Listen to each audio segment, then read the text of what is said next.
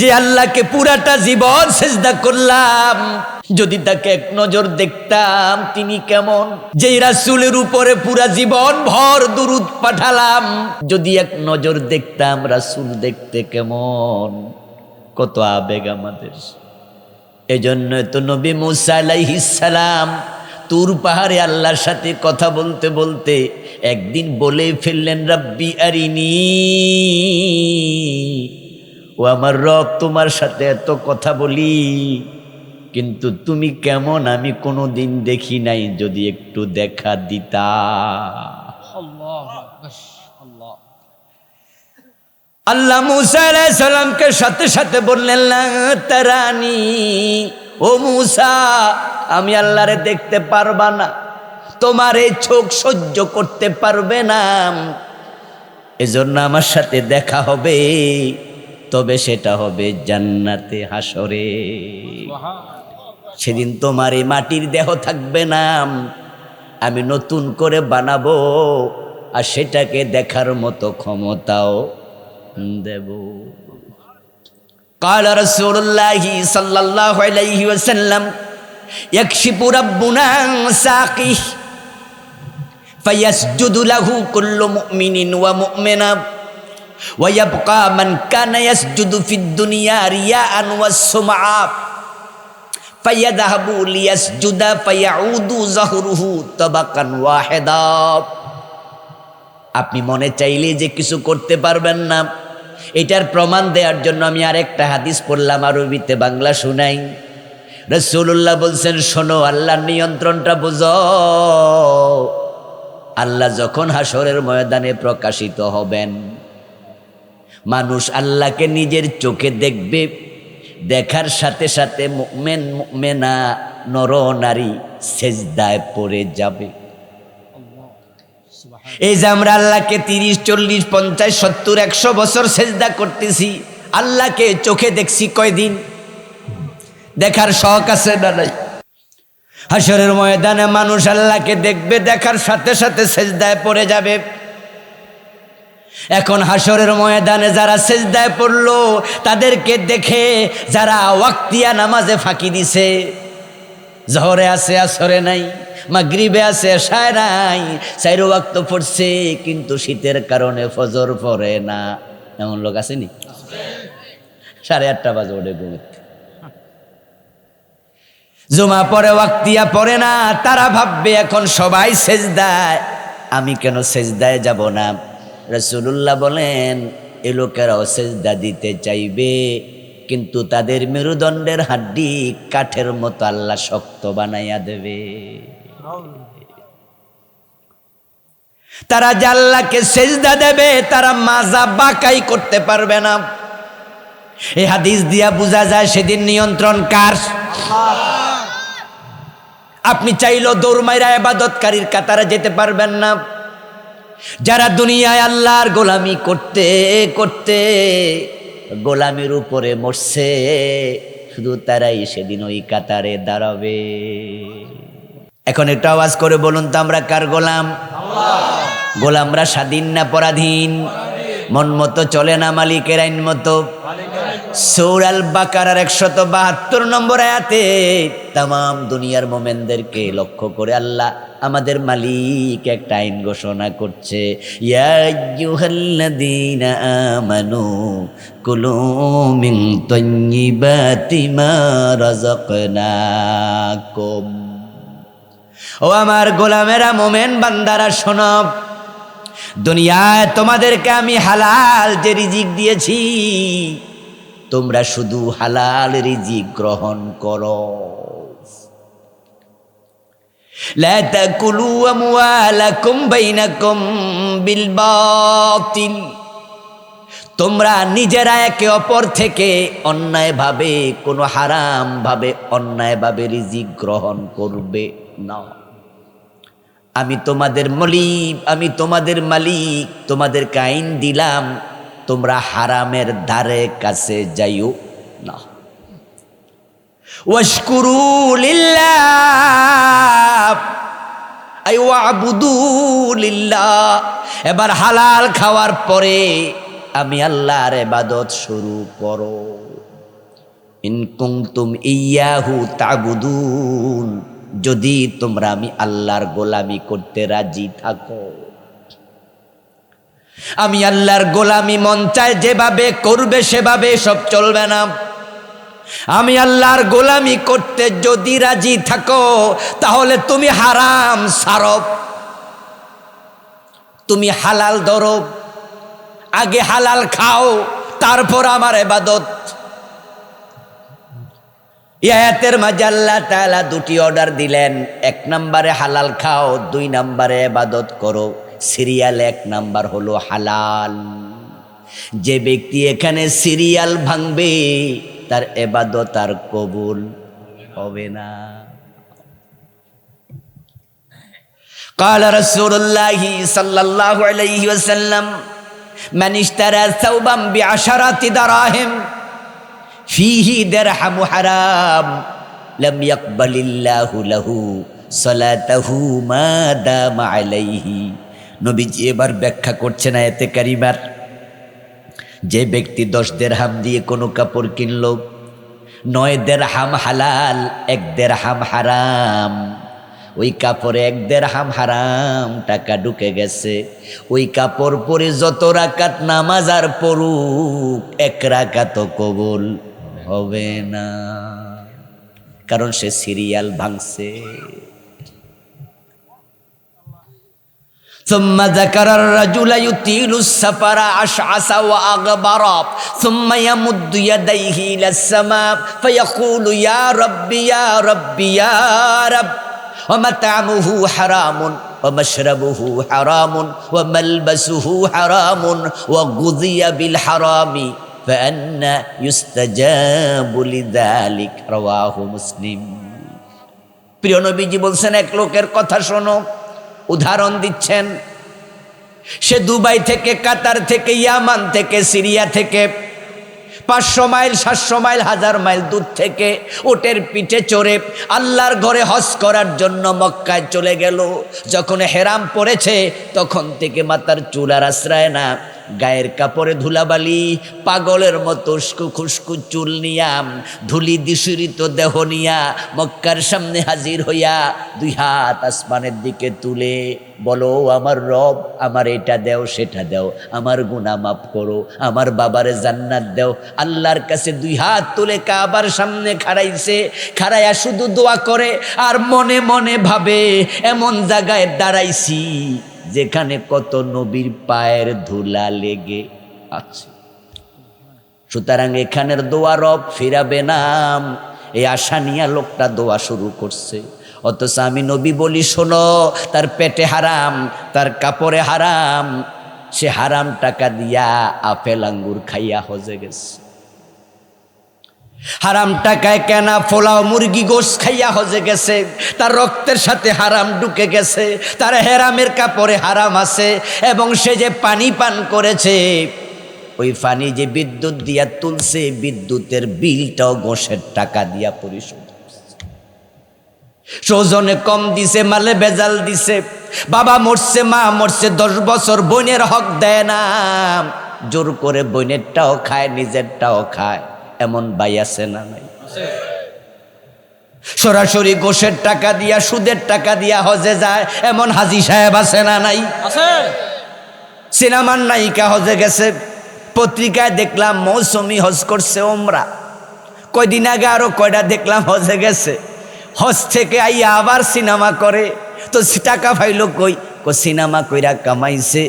শরীর দেখাইয়া যারা টাকা কামায়, টাকাটা হালাল না হারাম? তো কাবা যাইয়া হেও তো দোয়া করে। আমাদের রাশেদ খান মেনন হজে গেছে, হাসানুল হক ইনু হজ করছে, আলহাজ হাসানুল হক ইনু। ও দোস্ত, যেই লোকেরা 24 ঘন্টা যদি বক্তৃতা দিত, ওই সময় আপনি দিতেন, 24 ঘন্টায় ইসলামের বিরুদ্ধেই বলতো। এত বড় জালেমে দুইটা। আল্লাহর দ্বীনের বিরুদ্ধে, আলেম ওলামার বিরুদ্ধে এত বড় দুশ্মন বাংলাদেশে খুব কম আছে। এই দুইটা আবার হাজি, এই দুইটা যখন হজে গেছে আর মিনায় যাইয়া পাথর মারছে শয়তান রে, নিশ্চয় শয়তান সেদিন কানছে। আমরা পাথর মারলে কান্দে না, হুজুর মানুষ তো মারবই। আর হেরা মারার সাথে সাথে কান্দা কইছে, দোস্ত তুইও মারলি, আমি না তোর বড় ভাই লাগি? কি লাগে? একই গোত্রের লোক, একই বংশের কাম করে। আর হেরা যদি পাথর মারে দুঃখ রাখি কই, বুঝেন নাই? শয়তানে সেদিন কানছে, কই হেরাও বুঝি মার।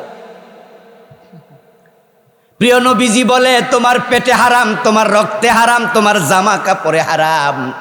ফান্না ইউস্তাজাবু লিযালিকা, হারাম খাইয়া কাবার সামনে কেন, কাবার ভিতরে দূরে ঢুকে দোয়া করো, দোয়া কবুল হবে না।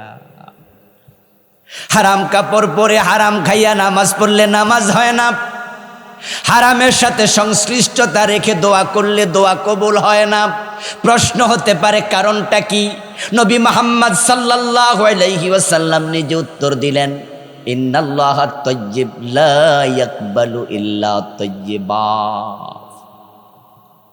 আল্লাহ নিজে পবিত্র, তিনি অপবিত্র কিছু গ্রহণ করেন না। আল্লাহ পাক রব্বুল আলামিনের নিয়ামত তিনি কিভাবে আমাদেরকে দিয়ে রাখলেন। ওয়া ফি আনফুসিকুম আফালা তুবসিরুন, তুমি নিজের দিকে তাকাও, তুমি ঘুমিয়ে আছো, কিন্তু তোমার হার্ট, তোমার অন্তর হৃদয় সেটা টিকটিক করে সচল আছেই।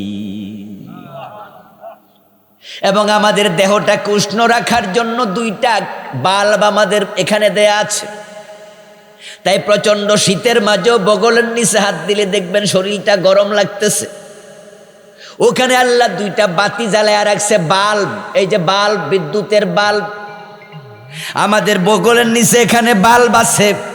ওই বাল্ব দিয়ে আল্লাহ তাআলা আমাদেরকে প্রচন্ড শীতের ভিতর আমাদের উষ্ণ রাখেন। আমাদের কিডনির মাধ্যমে পানিগুলাকে আল্লাহ তাআলা পরিশোধন করেন। তারপরে সেখান দিয়া সেকে চাকনি দিয়া আমাদের খাবারের পানি বের করে প্রস্রাব বানায়া তারপরে আমাদের দেহকে আল্লাহ জীবাণুমুক্ত করে দেন। সুবহানাল্লাহ, সুবহানাল্লাহ। ও প্রিয় ভাইয়েরা, আমাদের বাড়িতে আমরা কেসি গেট লাগাই। এই কেসি গেট 2 বছর 4 বছর চলার পরে দেখবেন যে জাম হয়ে যায়। তারপরে সেখানে আর কিছু লিকুইড জিনিস দেয়া লাগে, দিলে কেসি গেট আবার নরম হয়। না হয় কিন্তু জং হয়ে, জং ধরতে ধরতে এটা আস্তে আস্তে লোহা ক্ষয় হয়, কেসি গেট টানলো আর খোলে না। আপনার হাত চলছে 30, 40, 50 বছর, এখানেও তো আপনার আঙ্গুলের মাঝে কত সুন্দর করে গিরা আছে, এখানে লিকুইড দেওয়ার কোনো প্রয়োজন নাই। আপনার মৃত্যু পর্যন্ত আল্লাহ নিজে এটাকে সচল রেখে দিয়েছেন। ও দোস্ত, প্রতিটা অঙ্গ আমার আল্লাহ আমাদেরকে সুন্দর করে সক্রিয় রাখলেন। তা আপনি নিজের দিকে তাকাইলে বুঝবেন যে আমি নিজে নিজে চলি না, বরং আমাকে একজন চালায়, তিনি হলেন আল্লাহ। এখন আল্লাহর পরিচয় কি? আর যে আল্লাহ আপনাকে চালান, আপনার পরিচয় কি? আপনার পরিচয় হলো গোলাম, আর তার পরিচয় হলো তিনি মালিক, তিনি রব। কোরআনের শেষ সূরা কুল আউযু বিরাব্বিন নাস মালিকিন নাস ইলাহিন নাস, এখানে দুটি সত্তার সাথে সম্পর্ক বলা হয়েছে। ও নবী, আপনি আশ্রয় প্রার্থনা করুন মানুষের রবের কাছে। কুল, আপনি বলুন আউযু বিরাব্বিন নাস, আমি মানুষের রবের কাছে আশ্রয় চাই। মানুষের রব, তাহলে মানুষ আর রব, রব যদি তিনি হন তাহলে মানুষ কি? মানুষ তার গোলাম। এখন যারা গোলাম হয় তারা স্বাধীন হয় না পরাধীন হয়? গোলাম থাকবে ততক্ষণ, অন্যের অধীনে থাকে যতক্ষণ, যখন সে নিজে অধীন থেকে বের হয় তখন তাকে আর গোলাম বলা যায় না। এক সময় গোলামের সিস্টেম ছিল, বাজারে গোলাম বিক্রি হতো। হযরত বেলাল রাদিয়াল্লাহু তাআলা আনহু গোলাম ছিলেন না? উমাইয়া ইবনে খালফ উনাকে কিনে এনেছে বাজার থেকে। হযরত বেলালকে আবু বকর সিদ্দিক রাদিয়াল্লাহু তাআলা আনহু আবার টাকা দিয়া কিনে মুক্ত করেছে। এই যে গোলাম, যেই গোলাম তার মনিবের সাথে চুক্তিতে আবদ্ধ হয় যে মনিব আপনি আমাকে বাজার থেকে 10,000 দিরহাম দিয়ে কিনে এনেছিলেন, এটা আমি জানি। মালিক বলে হ্যাঁ, তা আমি যদি আপনাকে 10,000 দিরহাম দিতে পারি, আপনি আমাকে মুক্ত করতে রাজি আছেন কি? মালিক যদি বলে হ্যাঁ, তুমি আমার টাকা দিলে তুমি মুক্ত, এই গোলামের নাম হলো মুকাতাব। কি নাম? মুকাতাব। এখন এই মুকাতাব গোলাম 10,000 দিরহাম দিয়ে দিল। 10,000 দিরহাম দেওয়ার সাথে সাথে এখন তাকে আর গোলাম বলার কোনো সুযোগ নাই, সে একজন স্বাধীন মানুষ। তাহলে মুকাতাব গোলাম গোলাম থাকবে ততক্ষণ, এ টাকা দেবে না যতক্ষণ। যখন টাকা দিল এখন মুক্ত, সে আর গোলাম নয়। আর যতদিন গোলাম ছিল মনিবের কাজ করতে সে বাধ্য ছিল। আজকে টাকা দিয়া সে মুক্ত, এখন মনিবের কথা শুনতে সে আর বাধ্য নয়। এবার বলুন তো, আমরা আল্লাহর গোলামি করতে চাই না মুক্তি চাই? আল্লাহর গোলামি থেকে বের হতে চান নাকি? বরং আমরা আল্লাহর গোলাম থেকে থেকে মরতে চাই। হালাল খাও এবং ইবাদত করো, অর্ডার কয়টা? 1 নম্বরে কোনটা? দ্বিতীয় কোনটা? এই আয়াতের মাঝে অর্ডার কিন্তু 2টা নয়, অর্ডার আছে মোট 3টা। একটা হলো হালাল খাও, আর একটা হলো ইবাদত করো, আর মাঝখানে আছে সিরিয়াল মেনটেন করো। ওয়ারকাউ ওয়াসজুদু, রুকু করো সেজদা করো, দুটাই ফরজ। এবার বলুন তো আগে কোনটা? কথা কয় না। ওয়ারকাউ ওয়াসজুদু কোরআনের আয়াত, রুকু করো এবং সেজদা করো। এখানে অর্ডার কি 2টা না 3টা? ইয়েস, এখানে অর্ডার কিন্তু 2টা না, অর্ডার হলো 3টা। রুকু করো এবং সেজদা করো। যদি কেউ আগে সেজদা করে পরে রুকু করে, ওইবনি তেহে যদি কেউ অর্ডার 2টা করছি তো, আমরা বলবো না, এখানে রুকু করো সেজদা করো, এই 2টার সাথে আর একটা হলো সিরিয়াল মেনটেন করো। আপনি টয়লেটে ঢুকছেন, এখন তো টয়লেটের মাঝে ট্যাপ কল আছে। আগে তো আমরা লোডা ভরে পানি নিতাম না। আচ্ছা, লোডা বইরা পানি নিয়ে টয়লেটে ঢুকছেন, ঢুকিয়া দেখেন যে লোডা ছিদ্র, পানি ফইরা যাইতেছে। মনে মনে ভাবলেন যে পানি যদি ফইরা যায় কামে লাগবো কেমনে, আগে লাগাইলেই। আপনি লোটা ছিদ্র দেখা যদি পানি আগে খরচ করে বইয়া থান, পবিত্র হবেন তো? কেন? পানি তো খরচ করছেনই না। কেন? কারণ সিরিয়ালে ফেস লাগাইছেন। ট্রেন গাড়ি দেখেছেন সবাই, সিরিয়ালের সামনে থাকে কি? বগি না ইঞ্জিন? কথা কয় না ভাই। সামনে কি? যদি এটা পিছনে দিয়া বগি সামনে দিয়া ধাক্কা মারেন, স্টার্ট করেন, চলবে তো? সব বগি খালে যাইব। আল্লাহ সিরিয়াল দে হালাল আগে খাও, ইবাদত পরে করো। আর বাংলাদেশের লোকেরা অনেকে গড় ফট্টা এ সিরিয়াল উল্টাইয়া ফেলছে, এবং উল্টানো শুরু হয়তো কোলে থাকতে। বাচ্চা কোলে বাবা সুদের টাকায় দুধ কিনা খাওয়ায়, অথচ আল্লাহ মুখ পবিত্র রাখছিল মায়ের পেটে। এই মুখ দিয়ে আল্লাহ তাআলা মায়ের থেকে কিছু খাওয়ায় নাই, খাওয়াইছে নাভি দিয়া। সুবহানাল্লাহ পড়েন। মায়ের সাথে আমাদের সম্পর্ক কি ছিল? প্রিয় ভাইরা, মা যখন কনসিভ করে, পেটে বাচ্চা আসে, তখন মায়েদের হায়েজ বন্ধ হয়। হায়েজ যখন বন্ধ হয় বিবাহের পরে, তখন এই খবর শুনে শ্বশুর শাশুড়ি মুস্কি মুস্কি হাসে, ঠিক না? আমার বন্ধু মা যখন শোনে, মাইয়া কয় মা বুঝলাম না, আমার তো মিন্স বন্ধ। মা মুস্কি হাসি দিয়া কয় আমি নানি হব। মহিলাদের হায়েজ বন্ধ হলে তারপরে বাচ্চা পেটে আসছে আমরা বুঝি। আমার প্রশ্ন হলো হায়েজের রক্ত গেল কোথায়? ও বন্ধু, আজকের বিজ্ঞান প্রমাণ করেছে হায়েজের রক্ত আল্লাহ তাআলা ওই বাচ্চার খাবার বানায়া সাপ্লাই দেয়। এই জন্য মায়ের রক্ত বন্ধ, মায়ের শরীর থেকে বাচ্চা খাবে। যদি ব্লাডও যায়, বাচ্চাও খায়, মা দুর্বল হবে। সুবহানাল্লাহ পড়েন। সুবহান। বাচ্চা একদিক দিয়া টানে, আবার মায়ের হায়েজের রক্ত বের হয়, তাহলে মা হয়ে যাবে দুর্বল। এই জন্য আল্লাহ ব্লাডটাকে ধরে রাখে, ওই পেটের বাচ্চাটাকে, রক্তটাকে খাবার বানায়া সাপ্লাই দেয়। তাই ডাক্তাররা বলে দেয় মারে একটু ভালো খাওয়াইয়েন, পেটের বাচ্চা মোটা তাজা হবে। আমরা গর্ভবতী মারে আপেল আঙ্গুর বালা বালা খাওয়াই না? খাওয়াইলে এটা বাচ্চার খানা হয়, বাচ্চা এটা রক্ত থেকে পায়। এখন ওই রক্তটা হালাল না হারাম জানেননি? ধরেন আমরা যে রক্ত গা থেকে কাটলে রক্ত খাওয়া যাব, হারাম। আল্লাহ তাআলা আমাদের জন্য রক্তকে হারাম করেছেন। আর হায়েজের রক্তকে বলা হয় হুরমতে গালিজা, নাজাসাতে গালিজা। এটা আরো জঘন্য হারাম। নরমাল রক্ত গায়ে লাগলে কাপড় নাপাক হয় না, বেশি পরিমাণ লাগলে আমরা ধুইতে বলি। কিন্তু যদি সামান্য মশা কামড়াইছে, থাপ্পড় দিছেন, গায়ে লাগিয়া গেছে, নামাজ হবনি? হইব।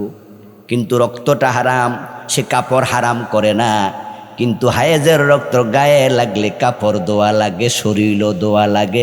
এটা হুরমতে নাজাসাতে গালিজা, হুরমতে গালিজা, জঘন্য হারাম।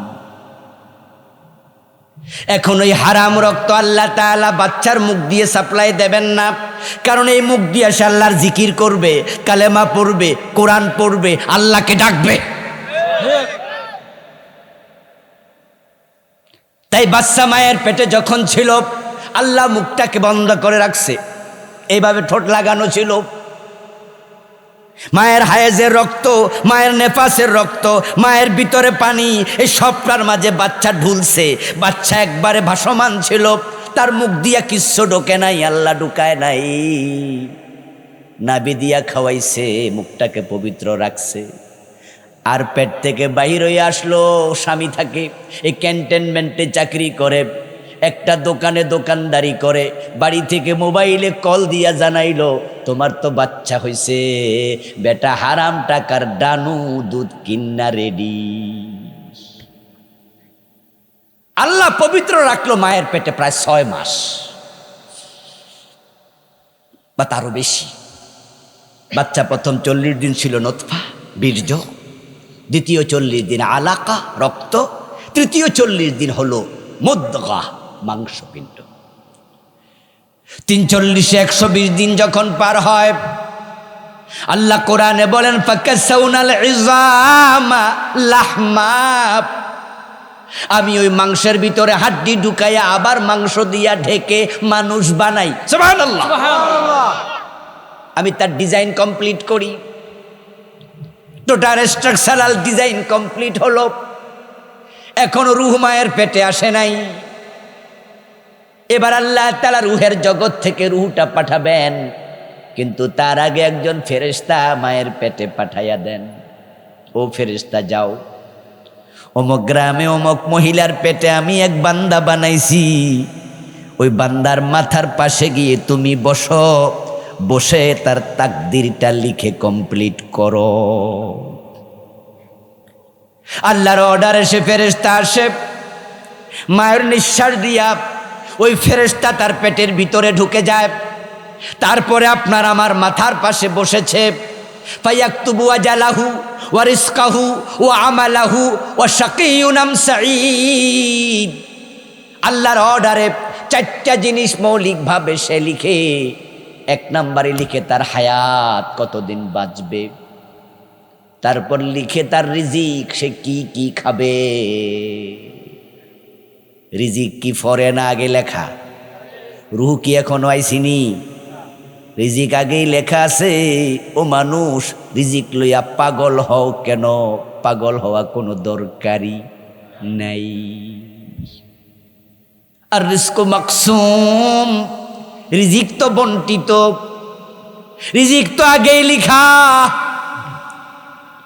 গরিবের ছেলে কিন্তু আজকে কোটিপতি, আবার কোটিপতির ছেলে আজকে কাঙ্গাল, এমন আছে না নাই? আমিও কতজনকে চিনি, এমন লোককেও চিনি কোন রকমের যোগ্যতা নাই, এমন লোককে আমি চিনি মেট্রিকটাও পাশ করে নাই, কিন্তু আজকে 10-12 কোটি টাকার মালিক, বয়স এখনো 30-32 হয় নাই। 30-32 বছর বয়সে আমাদের ফোলাপান বিসিএস এর জন্য লড়াই করতেছে, বলতেছে বয়স বাড়াইতে হইব। শোনেন নাই আপনারা? আন্দোলন করে 30 বছর তো শেষ, ওরা কইতেছে না আরো বাড়াও, 35-এ নাও। এর মানে এখনো চাকরি মাকরি পায় নাই। আর আমি এমন ছেলেকে চিনি মেট্রিক পাস না, 32-30 বছর বয়স, 12-13 কোটি টাকার মালিক এখন, যেটা আমিও হই নাই এখন, দ্বারে কাছেও যাই নাই। ও দোস্ত, রিজিক আল্লাহর কাছে বন্টিত। আবার বাবা 100 কোটি টাকা রাইখা গেছে, পোলা না খায়া থাকে, সব বেচালাইছে, এখন ফকির। মায়ের পেটে থাকা অবস্থায় দ্বিতীয়টা হলো রিজিক, এটা লেখা হবে। 3 নাম্বার হলো আমালাহু, তার আমল কেমন হবে সেটাও লেখা হয়। 4 নাম্বার হলো লোকটা কি জান্নাতি না জাহান্নামী, সেটাও তখন লেখা হয়। এই কথা শুনে তো এক সাহাবী বলল, ইয়া রাসূলুল্লাহি আফালা নাত্তাকিলু, হুজুর তাহলে কে জান্নাতি কে জাহান্নামী এটা লেখাই যদি হয়ে যায়, আমল কইরা লাভ কি? তাহলে ওই তাকদীরের উপর ভরসা কইরা বইয়া থাই। রাসূল বলে না, আমালু আমালু কুল্লুন মুয়াসসারুন লিমা খুলিকা লাহু। প্রিয় নবী বলে না না, আমল করো আমল করো, আল্লাহ যারে যে জন্য বানাইছে ওই আমল তার জন্য সহজ বানাইয়া দে। সুবহানাল্লাহ।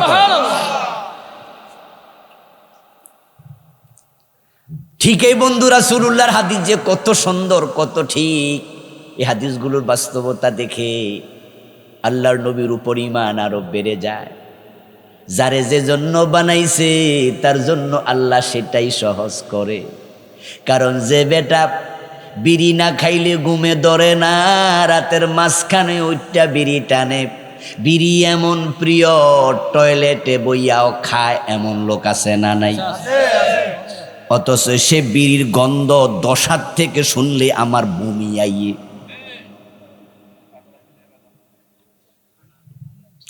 তারে বানাইছে আগুন মুখে নেয়ার জন্য, আর আমারে সেজন্য বানায় নাই। একজন মোমেনের মুখে আগুন ওঠে কেমনে? বিড়ির মাঝে জাহান্নামের 3টা জিনিস একসাথে পাওয়া যায়। একটা হলো আগুন, দ্বিতীয়টা দুর্গন্ধ, তৃতীয়টা হলো ধোঁয়া। জাহান্নামের আগুনে ধোঁয়া থাকবে, জাহান্নামের আগুনে আগুন থাকবে, জাহান্নামের আগুনে দুর্গন্ধ থাকবে। বলুন তো 3টা একসাথে বিড়ির মাঝে আছে না নাই? এটা মুসলমান মুখে নেয় কেমনে? তার কাছে এটা ইজি, আপনার কাছে এটা কঠিন।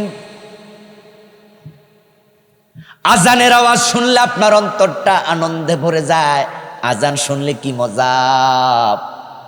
আবার আরেকজন আজানের আওয়াজ শুনে ডিস্টার্ব লাগে, এমন আছে না নাই?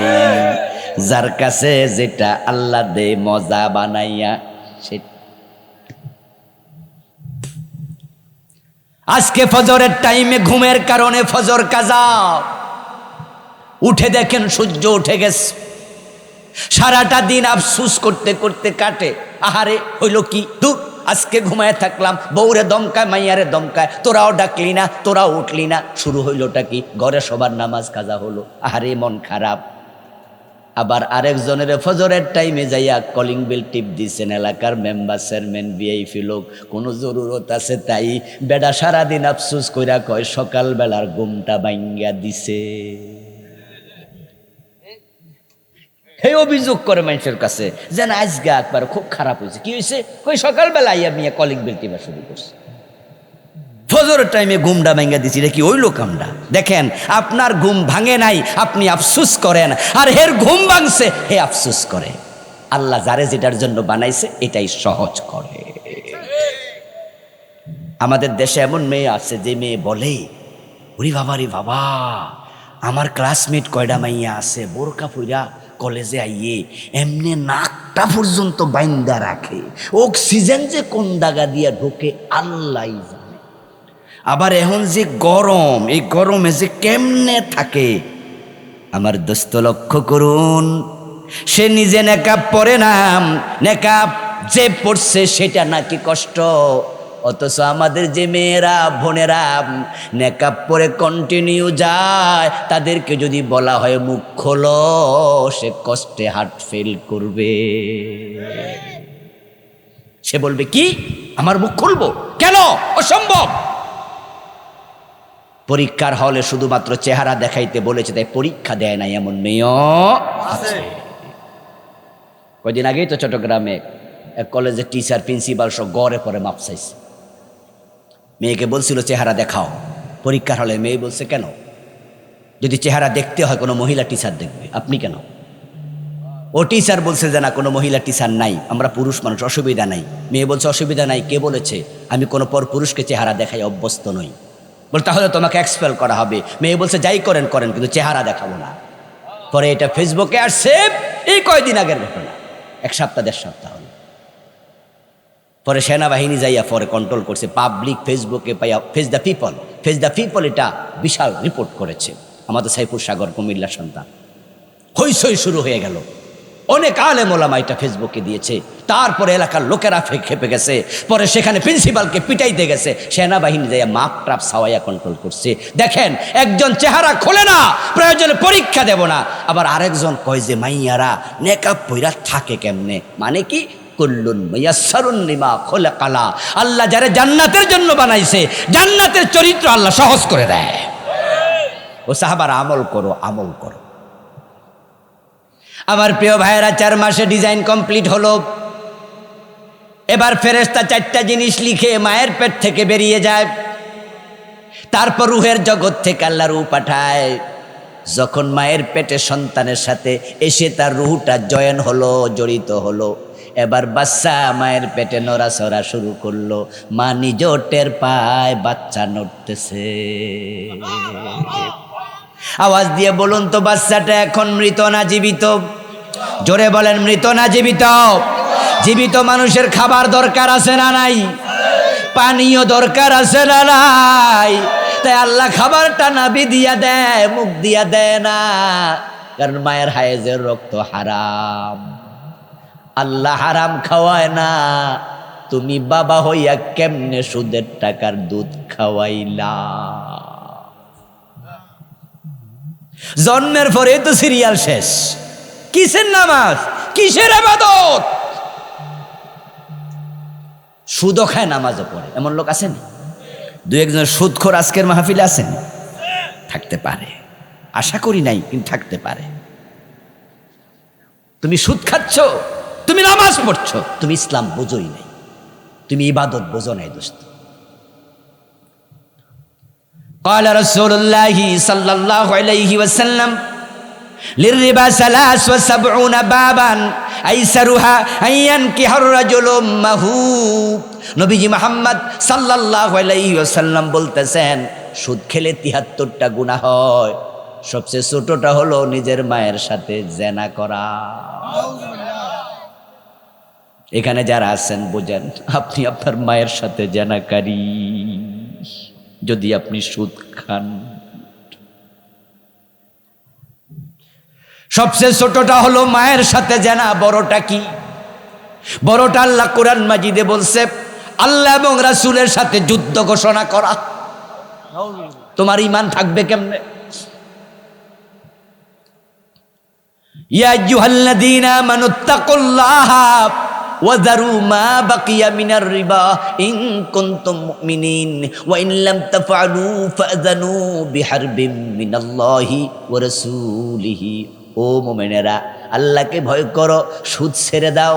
যদি না ছাড়ো তাহলে আল্লাহ এবং রাসূলের বিরুদ্ধে যুদ্ধ ঘোষণা করো।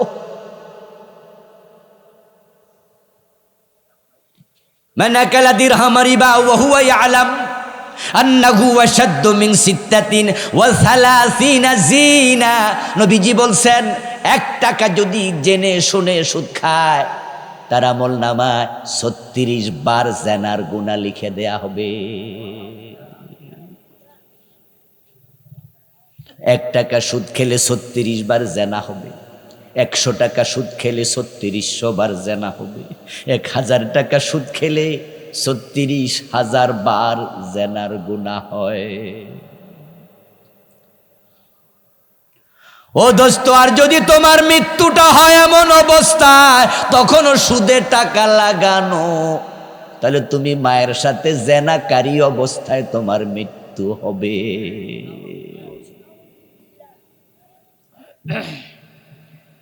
ঘোষের টাকায় মসজিদ বানায়, ঘোষের টাকা আল্লাহর রাস্তা দান করে জান্নাত খোঁজে, নামাজও পড়ে, রোজাও রাখে, ঘোষ খায়, সিগনেচার করে না, ফাইল আটকায়া রাখে, মানুষকে হারাম টাকা ঘোষ দিতে বাধ্য করে।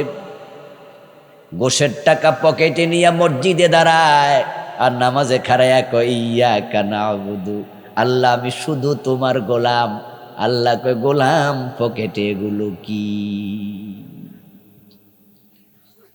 তোমার জামা কাপড়ে কি? তোমার পেটের ভিতরে এগুলো কি? আমার গোলাম হলে ঘোষ খাও কেমনে? কেমনে খাও? মানুষের টাকা করায় গন্ডায় ফিরিয়ে দিতেই হবে। সব আল্লাহ উসুল করে ছাড়বে। সেদিন আপনার আমলনামায় যত নেক ছিল, আরে ঘোষখোর তার মা বাবার খেদমত করে, এটা তো ভালো কাজ। ঘোষখোর মানুষের সেবা করে, কিছু কাজ আছে সামাজিক যেগুলো করে, কিন্তু আবার ঘোষ খায়, আবার দেশের সম্পদ লুট করে খায়। এই লোক মানুষের অনেক হক নষ্ট করছে। আল্লাহর সামনে গেলে আল্লাহ বলবে সব কিছু আদায় করো। কোত্থেকে দেবেন? টাকা তো নাই। বলবে আমল নামা কিছু নেক ছিল, সব দিয়ে দাও, সব দিতে হবে। قال رسول الله صلى الله عليه وسلم من قطع ميراث وارثه قطع الله ميراثه من الجنة। প্রিয় নবী বলেন, যে ব্যক্তি বোনের সম্পদ, ভাইয়ের সম্পদ, ফুপুর সম্পদ, যে ওয়ারিসি সম্পদ ছিল ওটা কেটে রাখছে, আল্লাহ তার জান্নাত কেটে নেয়। বোন সম্পদের জন্য আসলে ধমকায়া তারাইয়া দেয়। ভাই বোনের শ্লোক শোনায়, অংশ নিলে ধ্বংস হয়। নিস না বোন, আসেনি এমন? নিস না, অংশ নিলে ধ্বংস। তুই বোন, তুই ধ্বংস হইবি, আমি এটা চাইতাম পারিনি, নিস না। ও দোস্ত, আপনি বোনের সম্পদ দেন নাই। আমি তো বলি, যারা ভাইয়ের সম্পদ, বোনের সম্পদ কেড়ে খায়, তাদের মতো বড় ডাকাত দুনিয়ায় নাই। কারণ এলাকার ডাকাত তো এলাকায় ডাকাতি করে না, দূরে যাইয়া করে। কারণ দেখবেন যে এলাকার ডাকাতি করে না, করার কারণও আছে। কারণ যারা ডাকায় তারা কি লুকাইয়া করে না, প্রকাশ্যে করে। কারণ প্রকাশ্যে লুকাইয়া করলে তো চুরি হয়। ডাকাত তো সামনে খাড়াইয়া চুরি ধরে কয় মিয়া কি আছে দেও, ঠিক না? বাড়িতে গেল তো বাড়ির দরজা মরজা ভাঙ্গিয়া কয় এই চাবি টাবি আলমারির চাবি যা আছে দেও, তাড়াতাড়ি দেও। এখন এলাকার ডাকাত যদি গামছা টামছা বাইন দেওয়া যায়, কণ্ঠ শুনে চিনা লাগবেন না? আপনি কবেন কেডা রে, আব্বাই চানি রে, এই সেলিমের ফুত না, এটা চোখ দেখেও চিনা লাগবেন। এই জন্য এলাকার ডাকাত এলাকায় ডাকাতি করে না। আর আপনি বোনেরটা খাইছেন, তাহলে আপনি তো আরো বড় ডাকাত। বোনদেরকে বলে দেবেন, বোন তোমারটা তুমি না। কয়দিন আগে একজন ব্যক্তি পাইছিলাম, উনি বলছে হুজুর আমি আমার বোনদেরকে বলেছি যে তোমার সম্পদ নিবা না টাকা নিবা। তো বোন বলতেছে না সম্পদ নেব না, টাকা দেন। তো বলছে তুমি এলাকায় যাচাই করো, যাচাই করার পরে 10,000 টাকা বেশি দেবো। উনি বলতেছে, তো আমি বললাম যে বলেন কি আপনি? হ্যাঁ, বলে আমি আমার বোনকে বলছি 10,000 বেশি দেবো। বোন বলতেছে আরে না আপনি দেন। উনি বললেন যে না আমি 10,000-এর জন্যই বেশি দেব যে তুমি আমার বোন তাই। আর আমরা তো কেমনে ঠকাইতে পারি এই চিন্তা থাকি, ঠিক না? আর তাও তো বুঝাই টুজাই ঠকাইলে হইতো। আপনি কই দেন যে বোন তো নে যা, এখন আমি তো তোর ভাই, কত লাখ টাকা 10 লাখ তো নে, 5 লাখ নে আর 5 লাখ ছাইরা দে। বোনে যদি খুশি হইয়া কয় যে আচ্ছা ঠিক আছে ছাইরা দিলাম, তাও তো হইতো। কিন্তু দমকায়া তারাইয়া দে, মোটে দেয়ই না। পাইব 10 লাখ 2 লাখ দিয়ে নিলে না নিলে জাগা। قال رسول الله صلى الله عليه وسلم من أخذ شبرا من الأرض ظلما فإنه يطوقه يوم القيامة من 7 أرضين। ও জান্নাতি মানুষ শোনো, মোমেন আল্লাহর গোলামেরা শুনুন, আজকের মাহফিলে যারা আছেন সব মানুষ আল্লাহকে ভালোবাসেন, জান্নাতের প্রত্যাশা করেন, তাই তো এত রাতে শীতের মাঝে মাটিতে বসে আছেন। আমার রাসূল বলতেছে শোনো, যদি কেউ জোর করে কারো 1 বিঘত জমি দখল করে, আল্লাহ সেটা 7 বিঘত বানায়া গলায় ঝুলাবে। তো যারা জাল দলিল করে, মানুষের জমি দখল করে, হ্যাঁ, এরপরে সুবহানাল্লাহ কয়ে কোপ মাইরা খেতের আইল বাঁকা করে লায়, আছে না? কারণ ফজরের নামাজ পড়ে খেতে গেছে তো টুপি অনো মাথায় আছে, গোসলিংডি মাইরা কাঁচা মাইরা তারপর আল্লাহু আকবার কয়ে কোপ মারতাছে। জিকির করতে করতে কোফায়া খেত বাঁকা করে লাইছে আইল, মনে মনে ভাবে 4 আঙ্গুল করে বাড়লো তো 1 শতক বেড়া যাবো না, আধা শতক বেড়া যাবো। আমি বলি যারা এই জাতীয় মানুষের জমি দখল করতেছেন, ক্ষমতার জোর দেখায়, ক্ষমতা আছে আমার দল, সুতরাং বাজারে গড় বানাইলা ঠেল্লা বানা 2 হাত দখল কর, পারলে বেটা ঠেকাক। আর কেমনে ঠেকাবে? বেড়া না আরেক দল করে, বেড়া দৌড়ের উপরে আছে, বেড়ার না মামলার আসামি, বেড়া তো আইবো না, এখন আসার সুযোগও নাই, এই চান্সে বিল্ডিং বানায়লা। আমি আপনাদেরকে বলছি, আমি ওই লোকদেরকে বলে থাকি তুমি দুধ খাইবা প্রতিদিন 1-1.5 কেজি রোজ কইরা, শরীরে বল বাড়াও, কারণ ফুরাটা গলায় জুলাবে, টানা লাগবে তো। 7 গুণ বড় হবে, 7 গুণ। ভাবতে পারেন আপনি নিচে জমিন কোথায়? এইভাবে 7 না, নিচেও তো 7। জমিন নিচে কোথায় আমরা তো জানি না। পৃথিবীর সবচেয়ে গভীরতম সমুদ্র প্রশান্ত মহাসাগর, যার গভীর আমি এবার গোসল করছি, সেখানে আটলান্টিকও করছিলাম, প্রশান্ততেও করছি। বিশাল সাগর, যার কোনো কুল কিনারা নাই। আটলান্টিক মহাসাগর, শুধুমাত্র সাগরের উপরেই থাকা লাগে আমেরিকায় যাওয়ার সময় 7 ঘন্টার মতো। 13 ঘন্টা সফরে 7 ঘন্টা শুধু সাগরের উপর। 13 ঘন্টা লাগে যদি যখন আমরা রিয়াদ থেকে, কাতার থেকে, দুবাই থেকে উঠি, এখান থেকে 7 ঘন্টা, সেখান থেকে 13 ঘন্টা, 20 ঘন্টার জার্নি। এখান থেকে সৌদি আরব যাইতে লাগে 6 ঘন্টা, আর আমেরিকা যাইতে সাগরের উপর থাকা লাগে 7 ঘন্টা। কত বড় সাগর! এর চেয়ে বড় প্রশান্ত। ওই প্রশান্ত মহাসাগরের গভীরতম স্থানের গভীরতা হলো 36,000 ফিট। পৃথিবীর সবচেয়ে উঁচু পাহাড় হিমালয়, ওটার উচ্চতা হলো 29,000 ফিট। পুরা হিমালয় কেটে যদি প্রশান্ত মহাসাগরে ছেড়ে দেন, সবটা ডুবে যাবে, উপরে পানি থাকবে 7,000 ফিট। আচ্ছা এবার বলুন তো, প্রশান্ত মহাসাগরের যে জায়গায় সবচেয়ে গভীর, ওখানে যদি রশিতে একটা বড়, আপনার শক্ত রশিতে বড় পাথর বেঁধে আমরা পাথরটা ছেড়ে দেই কোনো লঞ্চে বসে, যেতে যেতে যেতে যেতে কি থামবে না? 36,000 ফিট যাওয়ার পরে কি এটা ঠেকে যাবে না? এর মানে কি দাঁড়ালো? 36,000 ফিটের পরও মাটি আছে। তাহলে জমিনের গভীরতা কত? এটা 7 গুণ বাড়াইয়া গলায় জুলালে টানবেন কেমনে? তো মানুষের জমি দখল কইরা জান্নাত খোঁজেন, জান্নাত বুঝি এত মাগনা? আল্লাহর গোলাম, আল্লাহর অর্ডার মানো, আল্লাহর অর্ডার মানো। হালাল ভাবে টাকা আসবে, কোটিপতি হয়ে যাও ওসমানের মতো, কোনো অসুবিধা নাই। আর হালাল ভাবে আসবে না, তোমার রিজিক আল্লাহ কম রেখেছে, তুমি হযরত বেলালের মতো রাসূলের মসজিদের বারান্দায় ঘুমানোর অভ্যাস করো, ফুটপাতে ঘুমাবে। বেলাল জান্নাতি, রাসূলের মসজিদের বারান্দার সাহাবী। আবু হুরায়রা রাদিয়াল্লাহু তাআলা জান্নাতি, রাসূলের মসজিদের বারান্দার সাহাবী, আহলে সুফফার সদস্য। ওসমান জান্নাতি, কোটিপতি। কোটিপতিও জান্নাতে যাবে, গরিবও জান্নাতে যাবে। চরিত্র ঠিক করো। টাকা নাই, বেলালের মতো গরিব থাকো, টাকা যদি হালাল ভাবে আসে ওসমানের মতো ধনী হও, কিন্তু লোভ বাড়াইয়া জিব্বা লম্বা করো না, আল্লাহ জিব্বা কেটে ফেলবে কাছে দিয়ে জাহান্নামে। আল্লাহরে ভুলভাল বুঝাইয়া জান্নাত পেয়ে যাবেন এটা ভাববেন না। আমাদের দেশের লোকেরা ঠিক তাই মনে করে। তাই সিনেমা হলের মালিক মসজিদের সভাপতি হয়ে থাকে। হ্যাঁ, সুদী ব্যাংকের মালিক মসজিদের সভাপতি, সিনেমা হলের মালিক। আমি পাইছি এরকম সিনেমা হলের মালিক মসজিদের সভাপতি। ঢাকার পাশে এক জেলায় মাহফিল করতে গেলাম আর কয়েক বছর আগে। মাহফিল করতে যাওয়ার পরে যিনি রিসিভ সুন্দর মানুষ আমাকে বললেন যে হুজুর এই মসজিদ আমি সভাপতি, টাইলস দিয়া বানাইছি, অত সুন্দর করছি, এ করছি ও করছি, ভালো করে খাওয়ালেন। ওয়াজে ওঠার আগে দিয়া মসজিদটা আমারে ঘুরাইয়া নিলেন, বারান্দা হুজুর রাখার ব্যবস্থা করছে, বারান্দা সাজাইছে, অজুরখানা। আমি তো খুশি, মাহ ভালো মানুষ, ভালো মানুষ, পিঠে হাত বুলালাম। তারপর ভালো করে খাইয়া স্টেজে উঠলাম, ওয়াজ শেষ করলাম। নামার পরে আমাকে গাড়িতে তুলে দিল, আমাকে হাদিয়া দিল খাম হাতে নিয়া। দেখি খামটা মোটামুটি মোটা তাজা। ভাবলাম যে বেটা বড় লোক, দিছ বেশি, ঠিক আছে ভালো, দোয়া আরব বাড়াইয়া করে দিছি। গাড়িতে উঠে আমি ড্রাইভারের সাথে গল্প করতেছি, বললাম যে দেখছো এই বেটা কিন্তু মসজিদ বানাইছে, এই করছে ও করছে, আমার সম্মানীয় ভালো দিছে। ড্রাইভার আমার একটা হুজুর ওনার 2টা সিনেমা হল আছে। আমি কই লা হাওলা ওয়ালা কুওয়াতা ইল্লা বিল্লাহ, ইন্না লিল্লাহি ওয়া ইন্না ইলাইহি।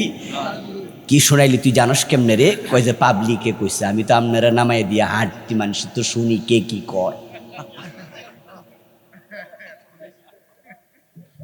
সুদেটা খেলা খাইয়া, গোশ খাইয়া, এ সিনেমা হল বানাইয়া, সুদি ব্যাংক বানাইয়া বেটা আবার হজে যায়। আল্লাহর কো আল্লাহ আমার ভেস্টরা দাও, আমার ছোটরা চায় না, ফের দাও উজো চায়।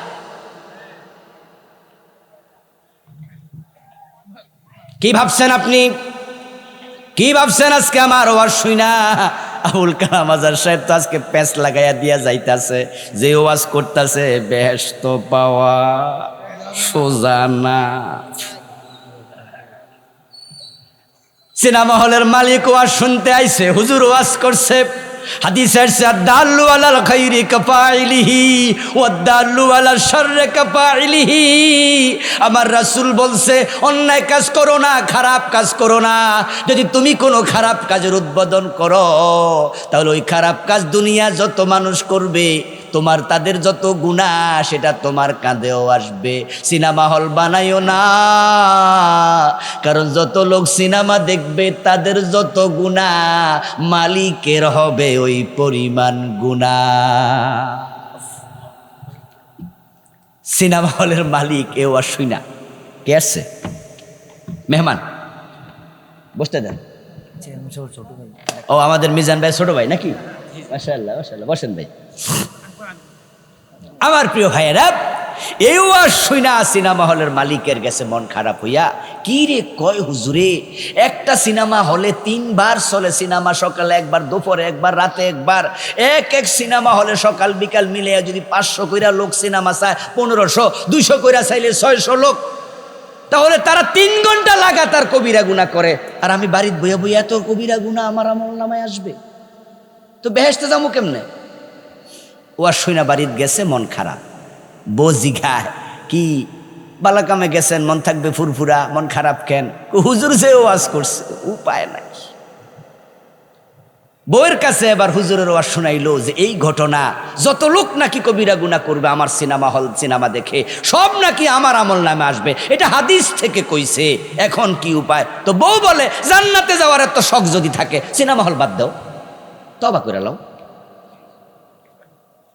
জামাই কয় এই মহিলা মানুষ, তোদের এই জন্য তো বেডি বানাইছে আল্লাহ, একদিনের ওয়াজেই লাখ লাখ টাকা ছেড়ে দিব, জান্নাতে যামু এটা ঠিক আছে, কিন্তু এই একদিনের ওয়াজে লাখ লাখ টাকা আয় হয়, ছেড়ে দেবো। তো বউ জিজ্ঞা তাহলে কি করবা? ভাইব্বা দেখো এটা রাইক্কা জান্নাত কেমনে পাওয়া যায়। তো বউ ভাবে, স্বামীও ভাবে যে এই সিনেমা হল রাইখা কেমনে জান্নাতে যাওয়া যায়। হঠাৎ মাথায় আসছে, আরে হুজুর না ওয়াজ করছিল মসজিদ বানায় আল্লাহ জান্নাতে ঘর বানায়, এটা তো ব্রেনে ছিল না। এই যে পাইয়া গেছি, আমার তো টাকার অভাব না, একটা মসজিদও বানাই দিল। রাস্তার পূর্ব পাশে সিনেমা হল, পশ্চিম পাশে বানাই দিয়েছে মসজিদ। পয়সা আছে বানাইতে, অসুবিধা কি? শুধু নামের জন্য মসজিদ বানায় এমন লোক আছে না নাই? নাম কামানোর জন্য মসজিদ বানাইছে।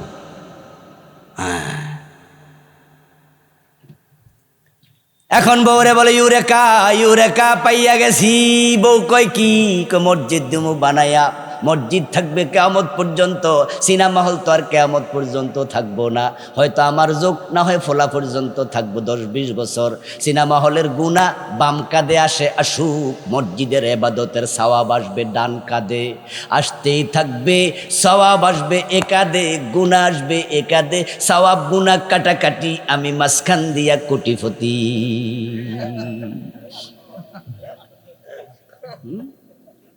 বুদ্ধি কত, বুদ্ধি কত। ও আল্লাহর বান্দা, আপনি মানুষ ঠকাচ্ছেন, প্রতারণা করছেন, ধোঁকাবাজি করছেন, হারাম ভাবে টাকা কামাচ্ছেন, মালের মাঝে আপনি প্রিজারভেটিভ দিচ্ছেন, এমন জিনিস কেমিক্যাল মালে দেয় 40 দিনও আপেল পচে না, আঙ্গুর পচে না, অথচ এই কেমিক্যাল খাইয়া পাবলিকের কিডনি ড্যামেজ হয়ে যায়। আপনি ওজনে কম দিচ্ছেন, আপনি মালের মাঝে ভেজাল দিচ্ছেন, আবার মসজিদে গিয়া সেজদা কইরা জান্নাত খুঁজতেছেন। কেমনে কি আমি বুঝি না। একসাথে দুটা চলবে না। আল্লাহর গোলামি যদি করো তাহলে আল্লাহর কিছু কথা মানবা, কিছু মানবা না। সুবিধাবাদ জিন্দাবাদে মোমেন থাকা যায় না। একদিকে আসেন, একদিকে ইসলাম মানলে মানেন, না হয় বাদ দেন, 2 নাম্বারই করেন না। এত শক্ত ওয়াজ করলে জান্নাতে যামু কেমনে হুজুর? একটু নরম টরম করে দেয়া যায় না? যায়। আদ-দীন ইউসরুন ওয়ালা উসর, ইয়াসসিরু ওয়ালা তুআসসিরু, বাশশিরু ওয়ালা তুনাফফিরু। নবীজি বলছেন যে ইসলামকে সহজ করো, কঠিন করো না। ইসলাম আসলেই সহজ, ইসলাম আসলেই সহজ। কি করা যায়? একটা কাজ করবেন, সেটা হচ্ছে আল কানাআ, স্বল্পে তুষ্ট থাকেন, হারাম খাওয়া লাগবে না। আমার ছোট্ট জীবনের অভিজ্ঞতায় বলে, সবচেয়ে বেশি হারাম তারাই খায় যাদের টাকার অভাব নাই। এই দুনিয়া হায় সেই বেশি চায় যার আছে ভুরি ভুরি, রাজার হস্ত করল সব কাঙ্গালের ধন চুরি। অফিসের পিয়নের বেতন 12,000, 15,000, 20,000। অফিসারের বেতন হলো 50,000, 70,000, 1 লাখ। যখন ঘুষ খায় তখন খাম কাটটা মোটা হয়, পিয়নেরটা না অফিসারেরটা। তো এর না বেতন বেশি, ঘুষ দরকার কি? অত এই যে বেশি খায়, মানে যার অভাব নাই সে বেশি খাচ্ছে। আমাদের দেশে ইউনিয়নের চেয়ারম্যান ঘুষ কত খায়, একজন মন্ত্রী কত খায়, তুলনা দিয়ে দেখবেন যে ইউনিয়নের চেয়ারম্যানে খায় 1000, 2000, 10,000, 50,000, আর মন্ত্রী খায় 50 লাখ, 1 কোটি, 10 কোটি, 20 কোটি। আপনার লোভ আপনাকে শেষ করে দিচ্ছে। আপনার জিহ্বা এত লম্বা কেন? কম খান, যা আছে তা খান, হারাম খান কেন আপনি? এসালম কোম্পানির গাড়ি আছে না? আপনারা তো রাস্তার পাশের মানুষ, ক্যান্টনমেন্ট দিয়া আমি লেখাপড়া করছি মিশানি সুপুয়া মাদ্রাসা 14 গ্রামে, ক্লাস 6 থেকে ক্লাস 10 পর্যন্ত, পরে ধামতি আলিয়া আলেম ফাজিল কামিল। তো সুপুয়া মাদ্রাসায় আমরা যখন ছোট ক্লাস 6-এ পড়ি, সেই 89-90-তে দেখেছি এসালম গ্রুপ, এসালমের গাড়ি, এসালম পরিবহন। তাহলে আজ থেকে কত বছর? 90 মানে আজ থেকে মোটামুটি তো 34 বছর, 35 বছর আগে। 35 বছর আগে এসালমের গাড়ি আছে, এর মানে তারা নতুন ধনী না, তারা অনেক পুরাতন ধনী। কিন্তু তাদের লোভ তাদেরকে আজকে এত নিচে নিচে ইসলামী ব্যাংক সহ 8-10টা ব্যাংকের টাকা খাইয়া পেট এত বড় করছে, বিপ্লবের পর দেশ থেকে পালাতে বাধ্য হয়েছে। একটা ভাইও আর দেশে নাই। আজ থেকে মাসখানেক আগে তার মা মারা গেছে, তারা মায়ের কবরে মাটিও দিতে পারে নাই।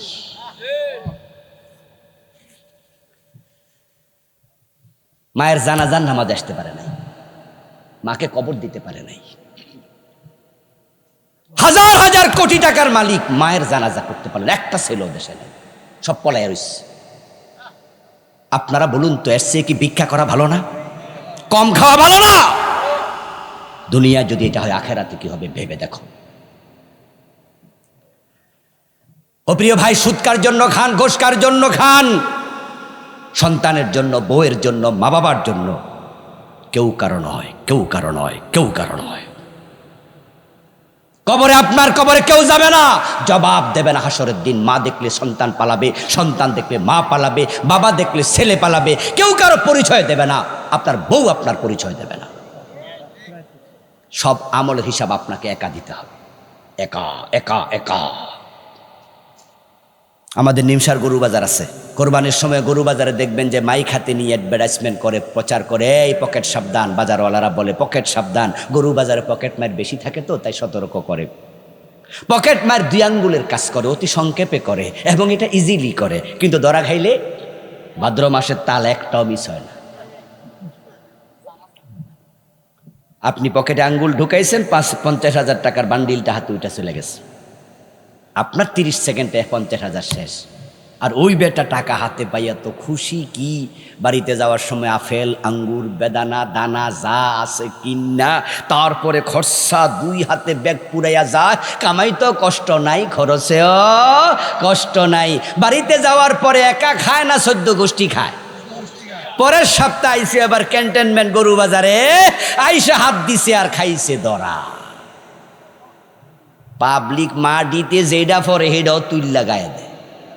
এবার মাইর খাওয়ার সময় জিগায় বাড়ি কই, পিড়াইয়া টিড়াইয়া শোয়াইয়া এবার বলে আমার বাড়ি তো অমুক জায়গায়, এ বাবার মোবাইল নাম্বার দে। বাবারে ফোন দেবেন, এটা কি আপনার ছেলে? বাপে বলবে হ্যাঁ। সমস্যা কি? কয় যে ক্যান্টনমেন্টে গরু বাজার আইসা পকেট মায়ের ধরা খাইছে।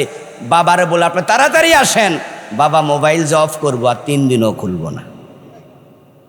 আশা দূরের কথা, ছেলেও আসবে না, মা আসবে না, আত্মীয় স্বজন পর্যন্ত পরিচিত কেউ থাকলে লজ্জায় পরিচয়টাও দেবে না।